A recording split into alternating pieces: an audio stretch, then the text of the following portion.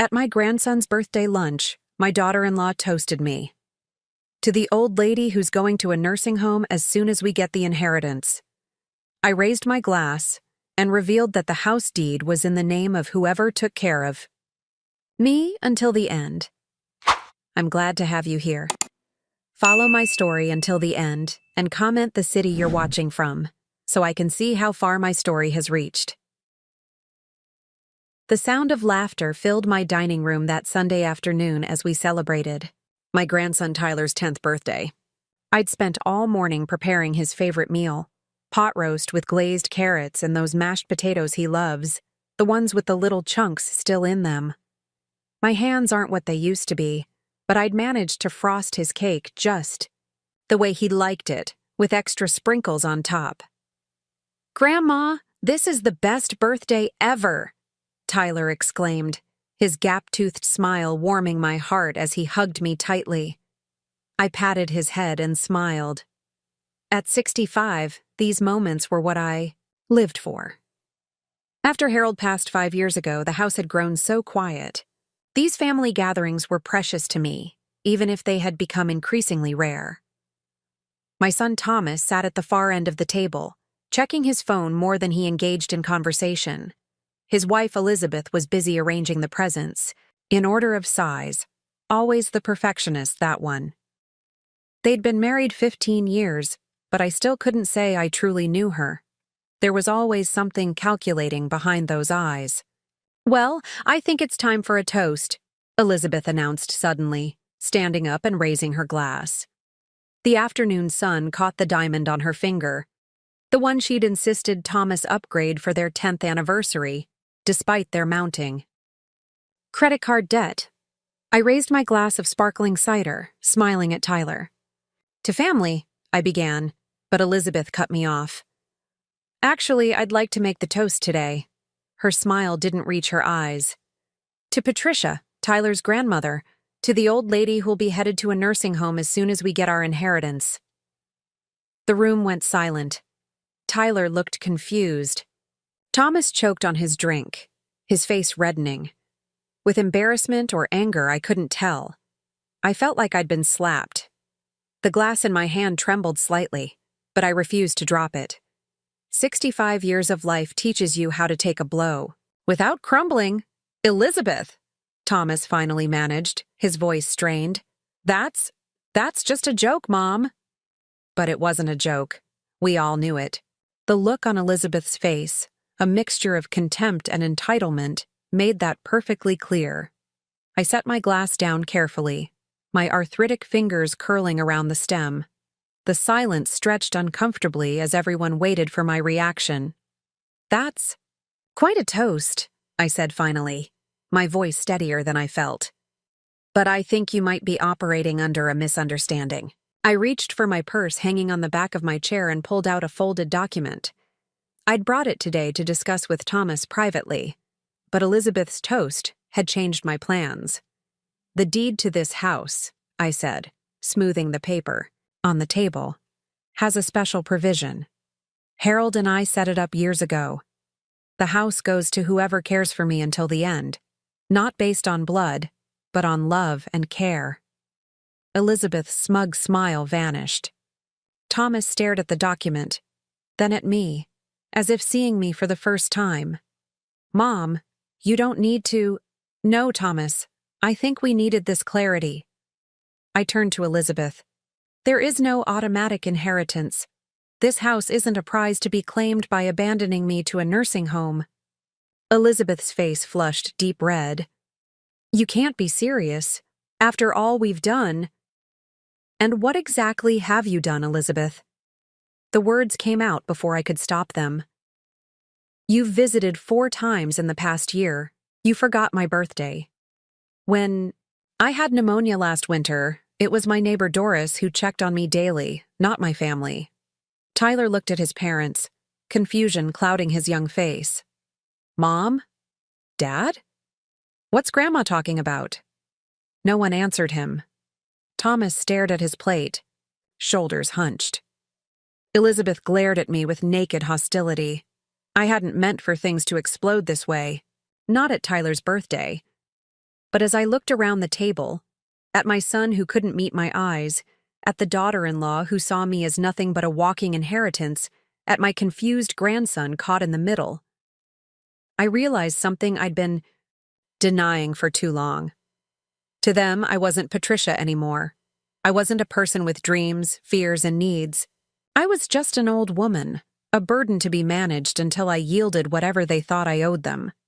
I folded the document and returned it to my purse, my hands no longer shaking.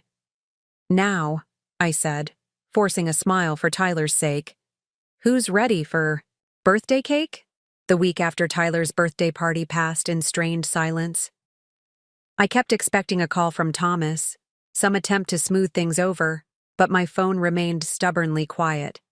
It wasn't until Thursday evening that it finally rang. "Mom? It's me." Thomas's voice sounded unusually bright. "I was thinking I could come by tomorrow, help you with that leaky faucet you mentioned last month." The faucet I'd mentioned 3 months ago, before finally fixing it myself. I pressed my lips together, uncertain how to respond. "And Elizabeth found these wonderful vitamins for joint health," he continued, filling my silence. "She thought of you immediately. We could bring them over," I almost laughed. Elizabeth hadn't thought of me immediately for anything in years, unless it involved asking for money or babysitting. "That would be nice," I said instead, curious to see where this new attentiveness would lead. They arrived the next day bearing gifts, the promised vitamins, a casserole I knew Thomas hadn't cooked himself, and a bouquet of lilies that made me sneeze. Elizabeth hugged me, her embrace stiff and performative. "Your hydrangeas are looking lovely," she commented, wandering around my living room, her eyes lingering on the antique sideboard that had belonged to my mother. "Thomas, could you look at the garbage disposal? It's making a strange noise," I said, though it worked perfectly fine. As soon as Thomas disappeared into the kitchen, Elizabeth's demeanor changed. She leaned closer, her voice dropping to a conspiratorial whisper. "Patricia, I hope there are no hard feelings about that silly toast. You know how I get with a little wine. Just a bad joke." I nodded, not trusting myself to speak. "I was actually hoping we could talk about your arrangements." Her eyes flickered toward my study, where I kept my important papers. "At our age, it's so important to have everything in order." At our age. Elizabeth was 43. "Everything's in order," I assured her.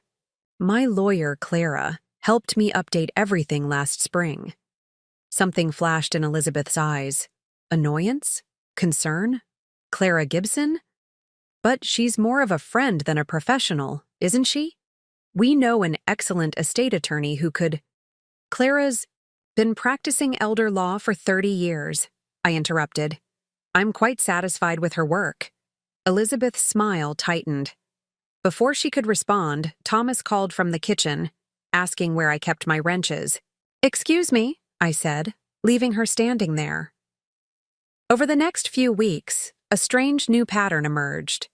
Thomas called every few days. Elizabeth tagged along on every visit, always bearing gifts, always finding reasons to wander around my house, examining my possessions like items in a catalog. They invited me to dinner at their house, something that hadn't happened in over a year. They offered to take me to doctor appointments. Elizabeth even suggested I might enjoy having her organize my closets. One Tuesday afternoon, I returned from grocery shopping earlier than expected and found Elizabeth in my study, my file cabinet. Drawer partially open. "Oh!" she jumped, hastily closing the drawer. "I was just looking for a pen to leave you a note. You weren't answering your phone." The pen and paper sitting plainly on my desk told a different story. That night, I called, "Clara."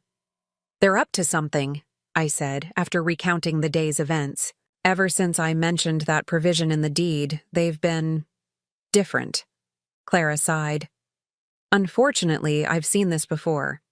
Your revelation about the house made them realize they can't take your assets for granted. Now they're trying to position themselves as your caregivers. But it's so transparent, I protested. Elizabeth can barely hide her contempt for me. People can be surprisingly two-faced when inheritance is involved, Clara replied. But this might actually be useful. Useful? How? It shows you who they really are and what they really want. Her voice softened. Patricia, maybe it's time to see who truly cares about you, not what you can give them. After we hung up, I sat on my porch swing, watching the neighborhood settle into evening. The Johnsons across the street were walking their dog. 2 houses down, Mrs. Abernathy was watering her roses. And next door, Doris's lights glowed warmly in her kitchen window. Doris had brought me soup when I was sick. She collected my mail when I visited my sister in Florida.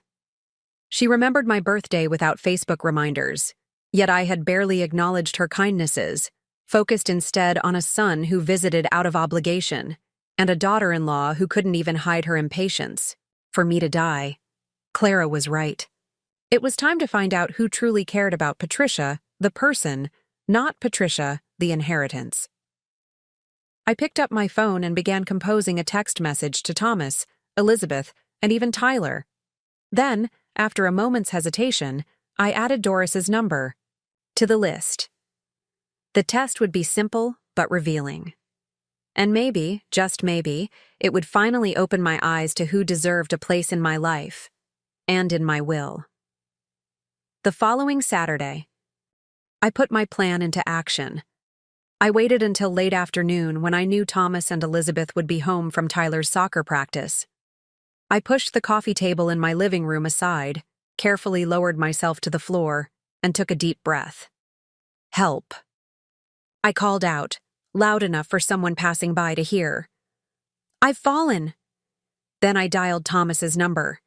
When it went to voicemail, I left a trembling message. Thomas, I fell. I can't get up. Please come quickly. I called Elizabeth next, then Even. Tried Tyler's new phone, a gift from his parents to stay connected, though he rarely answered my calls. Each time I left the same urgent message. Finally, I called Doris. Patricia, is everything all right? Her voice was immediately concerned. I've fallen, Doris. I can't seem to get up. I made my voice sound weak, hating the deception but needing to know the truth.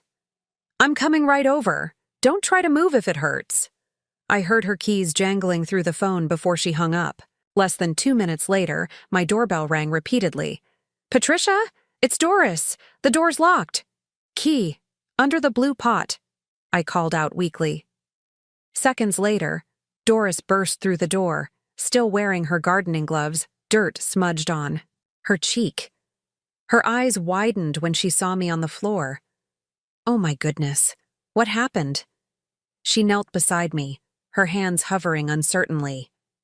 Where does it hurt? Should I call an ambulance? The genuine concern in her eyes made my throat tighten. No calculation there, no assessment of what caring for me might yield her someday. Doris, I need to tell you something, I said, sitting up. I'm not actually hurt. Her eyebrows shot up in confusion. I was testing something. I explained my experiment, watching her expression shift from concern to understanding. You called your family first, didn't you? She asked quietly. I nodded, embarrassed now by my scheme. I'm sorry for lying to you. Doris sat back on her heels, removing her gardening gloves. Don't be. I understand why you did it. It's just, ever since Tyler's birthday party, they've been acting different. Suddenly they care about my health, my house, my papers. I shook my head. But not about me. I've been watching, Doris admitted. Their cars in your driveway. All those gift bags. Elizabeth even asked me if I knew anything about your will. She what? I was stunned. Last week when I was getting my mail, said she was concerned about unscrupulous people taking advantage of you. Doris's mouth tightened. I told her you were sharper than both of us put together. I laughed for what felt like the first time in weeks. Doris helped me up from the floor and I invited her to stay for tea. We sat at my kitchen table, the late afternoon sun warming the room as we talked.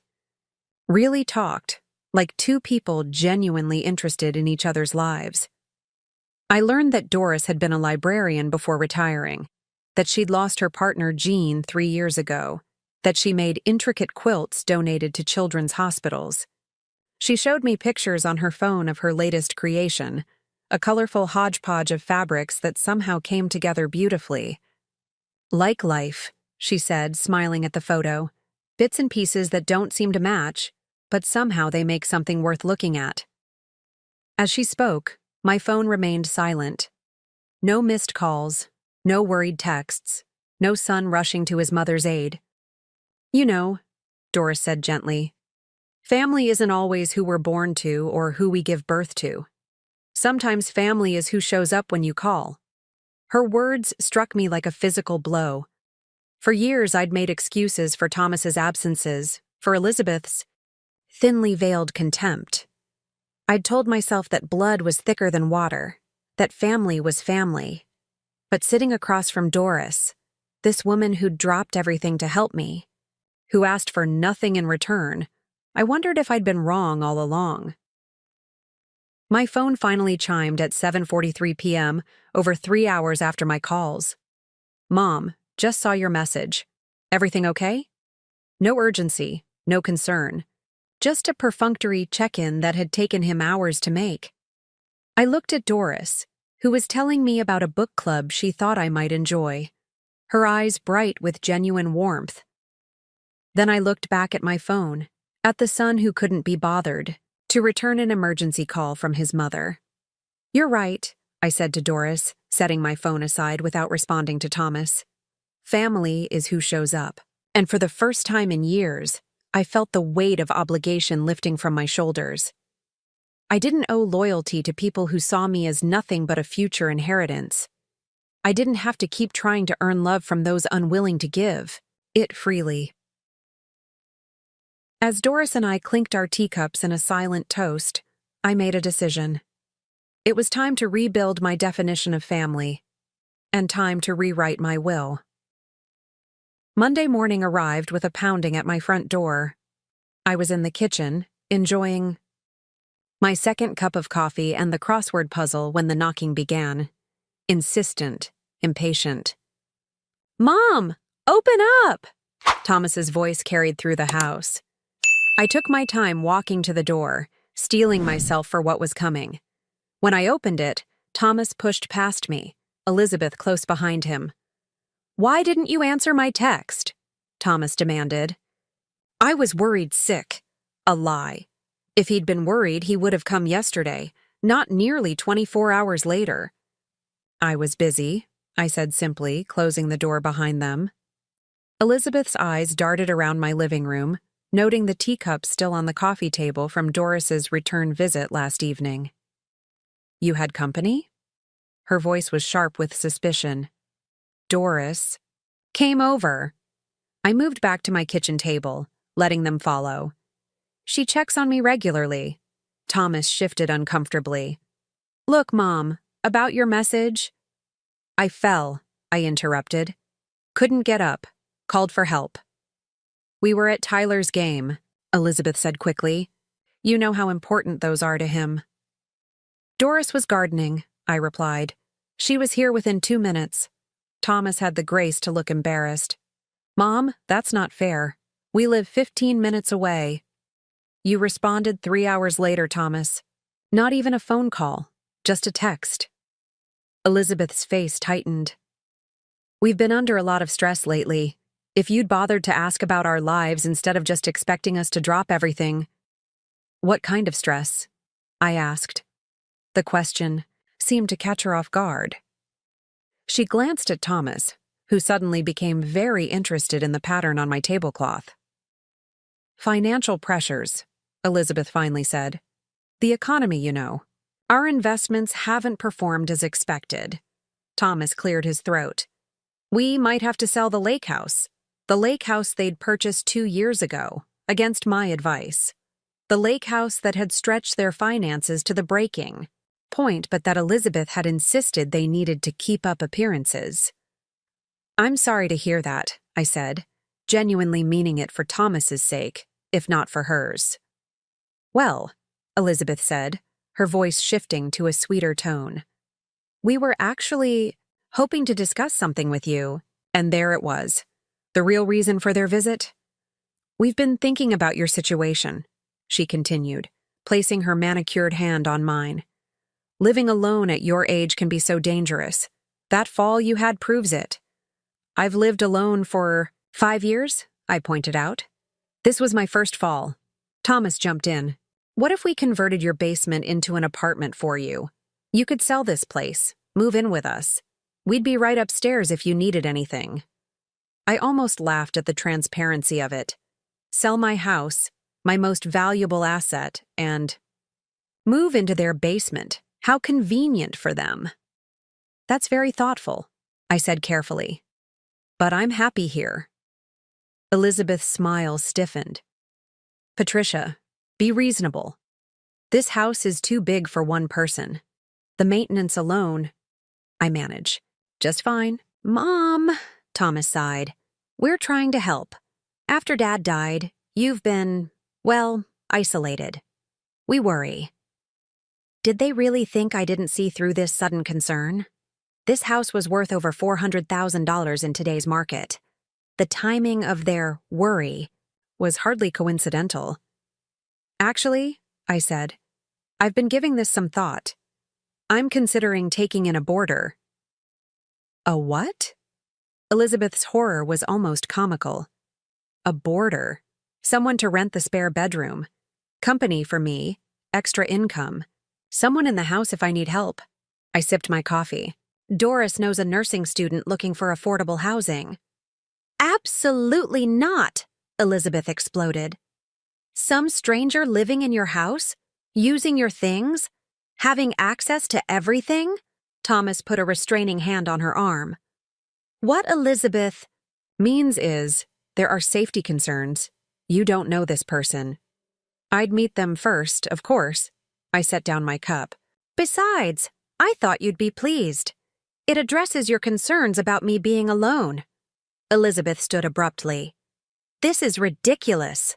Thomas, tell her."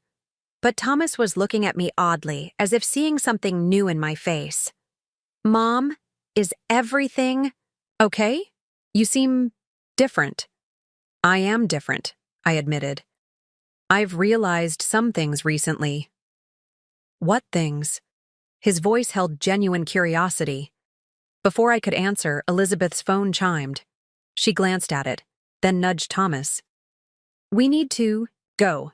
That investment meeting, remember?" Thomas hesitated, looking between us. "Just think about our offer," Elizabeth pressed, already moving toward the door. "Selling this place makes so much sense. We could help each other." After they left, I sat at my kitchen table for a long time, thinking about what had just happened. They needed money. They wanted my house. All their recent attention, the sudden concern for my well-being. It wasn't about me at all. I pulled out the folder of financial documents I'd gathered over the weekend. Bank statements, property records, investment accounts. Everything Harold and I had built over 45 years of marriage. Not a fortune by any means, but substantial enough to solve Thomas and Elizabeth's financial problems. The question was, did they deserve it? I remembered how Thomas had looked at me today, that moment of genuine concern when he'd asked if I was okay. Whatever Elizabeth's motivations, I still saw flashes of the son I'd raised. Somewhere beneath the influence of his wife, that boy still existed. And then there was Tyler. Innocent in all this adult manipulation, yet potentially affected by whatever decisions I made. I closed the folder and reached for my phone. It was time to call Clara again. I needed to restructure more than just my will. I needed to rebuild my entire concept of family. "You're sure about this?" Clara asked, looking up from the documents spread across her desk. "It's a significant change." I nodded, feeling more certain than I had in years. "I'm sure." It had been 3 weeks since my fall, 3 weeks of careful reflection and planning. 3 weeks of Thomas and Elizabeth making increasingly desperate attempts to convince me to sell my house and move in with them. Well then, Clara gathered the papers into a neat stack. I'll have these ready for your signature by Friday. And Patricia, she added, her voice softening, I'm proud of you. I felt a flush of warmth at her words. How long had it been since anyone had expressed pride in me? Not as a mother or grandmother or widow, but as a person making difficult but necessary choices? When I left Clara's office, I didn't drive straight home. Instead, I headed to the community center where Doris had invited me countless times to join the Silver Threads group. I'd always declined, telling myself I was too busy or too tired. In reality, I'd been waiting for Thomas and Tyler to fill my days, visits that rarely materialized. The meeting room was bright and busy, a dozen women around my age engaged in animated conversation. Doris spotted me immediately, her face lighting up with surprise and delight. Patricia, you came! She hurried over, taking my hands in hers. Everyone, this is my neighbor Patricia. The welcome I received was warm and genuine. These women didn't care about my house or what I could give them. They simply enjoyed each other's company. Dorothy, a retired teacher with a quick wit, was organizing a book club. Mabel, whose arthritis-gnarled hands didn't stop her from creating beautiful watercolors, was planning an art show at the local library. Helen and June, sisters in their 70s, were coordinating volunteer shifts at the children's hospital. We could use another reader for story hour, Helen mentioned. The children love new voices. I found myself volunteering before I even realized it. I'd love to. I used to read to my kindergarten classes years ago. You were a teacher? June asked, interested in a way Elizabeth never had been when I mentioned my former career. For the next hour, I talked and laughed more than I had in months. These women had lives full of purpose and connection.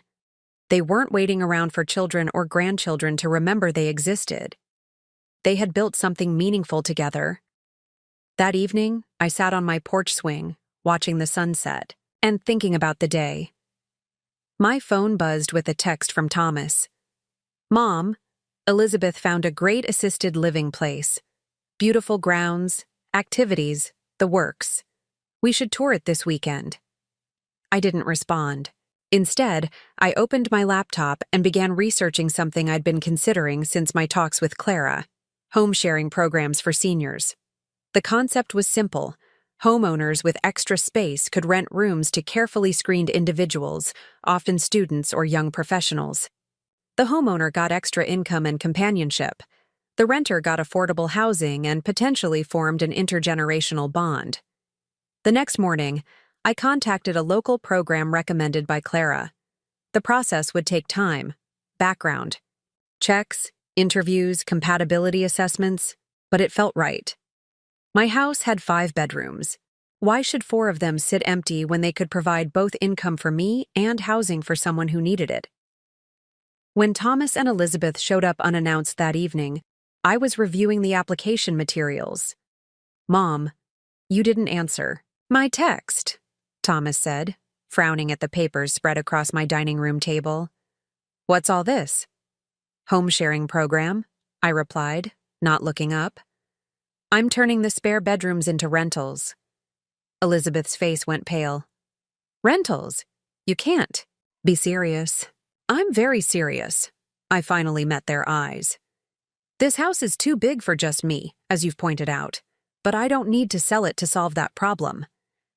But what about our plan? Elizabeth sputtered. The assisted living tour? I'm not moving to assisted living, I said firmly. I'm staying right here, and I'm bringing life back into this house.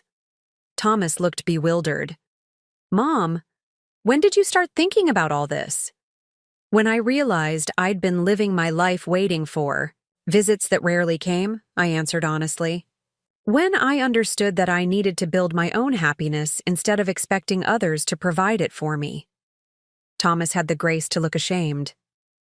We've been busy, but that doesn't mean It means exactly what it means, I interrupted gently. You have your life, and that's as it should be, but I need to have mine too. Elizabeth wasn't giving up so easily. These programs are dangerous. You'll have strangers in your house. What if they steal from you? What if the program does? Thorough background checks, I explained patiently.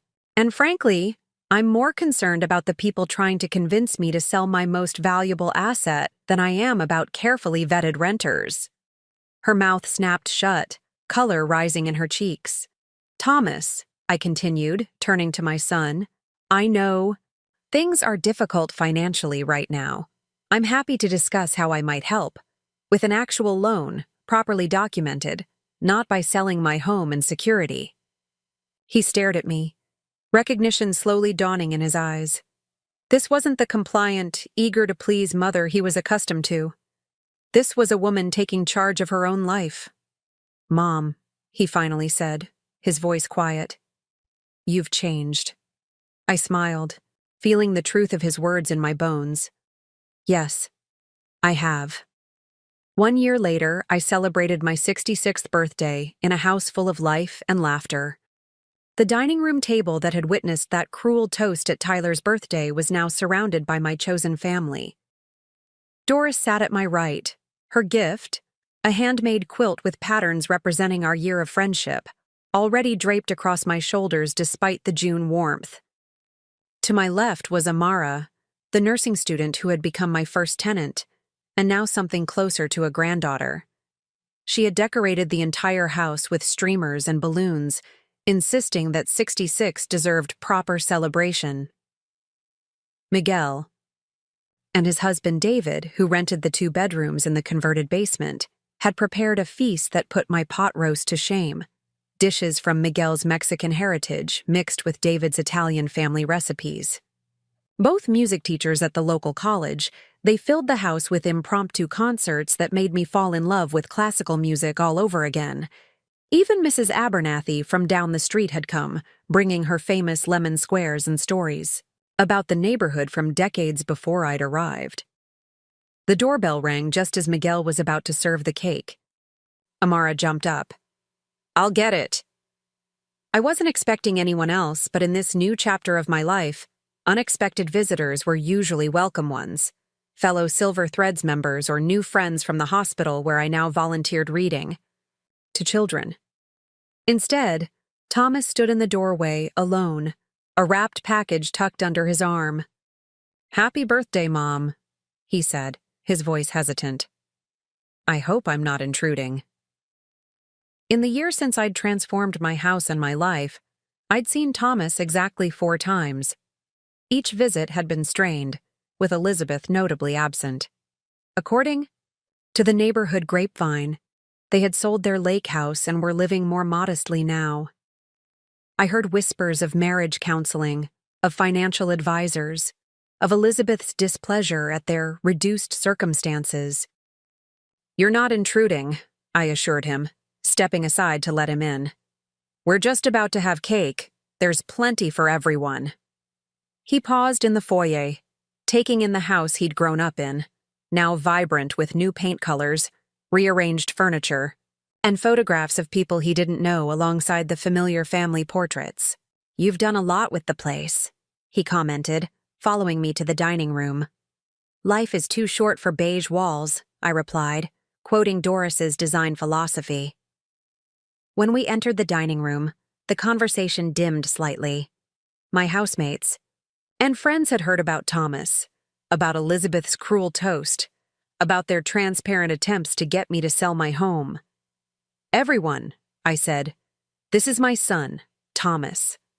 To their credit, they welcomed him warmly, pulling up another chair, setting an extra place at the table. Thomas seemed overwhelmed by the easy camaraderie, the genuine affection that flowed around the table. I didn't realize you'd have so many people here, he said quietly as Miguel served him a slice of cake. This is my family now, I replied simply. After cake and coffee, Thomas asked if we could speak privately. We stepped out onto the back porch, the evening air sweet with the scent of the jasmine Amara had planted along the fence. "Mom, I owe you an apology," he began. A big one. I waited, letting him find the words. "I let Elizabeth dictate how we treated you. I convinced myself it was normal, that all couples prioritize their nuclear family over extended family." He shook his head. "But seeing you today, with these people who clearly adore you after knowing you for just a year, it made me realize how much I've missed, how much I've let slip away." "Where is Elizabeth tonight?" I asked. He looked down at his hands. We're separating. Have been for 3 months now. I didn't want to burden you with it." I felt a complicated mix of emotions: sadness for my son's pain, relief that Elizabeth's influence might be waning, guilt that I hadn't known about such a significant change in his life. "I'm sorry to hear that," I said sincerely. "It's been coming for a long time," he admitted. "The financial stress was part of it. But honestly, Mom, I think what you did, standing up for yourself, refusing to be manipulated, it made me see things more clearly in my own marriage." We sat in silence for a moment, the sounds of laughter and conversation drifting through the screen door. "I don't expect you to forgive me right away," Thomas continued. "But I hope maybe we can start again somehow. I miss you, and Tyler misses you terribly." "I miss him too," I said, feeling the truth of it deep in my heart. Despite everything, Tyler had always been an innocent in the adult machinations. "Would you consider letting him visit sometimes? Maybe stay over occasionally?" Thomas asked. "I know you have a full house now, but—" "Of course he can visit," I interrupted. "He's always welcome here. And so are you, Thomas, but on different terms than before." He nodded, understanding. Later that night, after everyone had gone home or retired to their rooms, I sat on the porch swing with Doris, sharing one last cup of tea. "So, Thomas wants to reconnect," she said. "It appears so. And how do you feel about that?"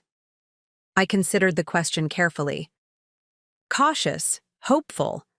I won't let him hurt me again, but I won't shut the door on reconciliation either." Doris nodded approvingly. "You know, when Jean died, I thought my family was gone forever. Then I met you, and the others, and realized family is something we create and nurture, not just something we're born into." "Thank you for teaching me that," I said, reaching over to squeeze her hand. "For showing me I could rebuild at 65. "Rebuild?" Doris chuckled. "Patricia, you didn't just rebuild. You created something beautiful from scratch, something that's entirely yours." As the crickets chirped and the evening stars emerged, I thought about the cruel toast that had set everything in motion. Elizabeth had meant to hurt me, to remind me of my supposed irrelevance. Instead, she had inadvertently given me the push I needed to reclaim my life, my house, and my power. The home I had once feared losing had transformed into something far more valuable. A true haven filled with chosen family, with purpose, with joy. A living legacy that would continue to grow and flourish, regardless of who ultimately inherited the physical structure. And that, I realized, was a victory greater than any I could have imagined.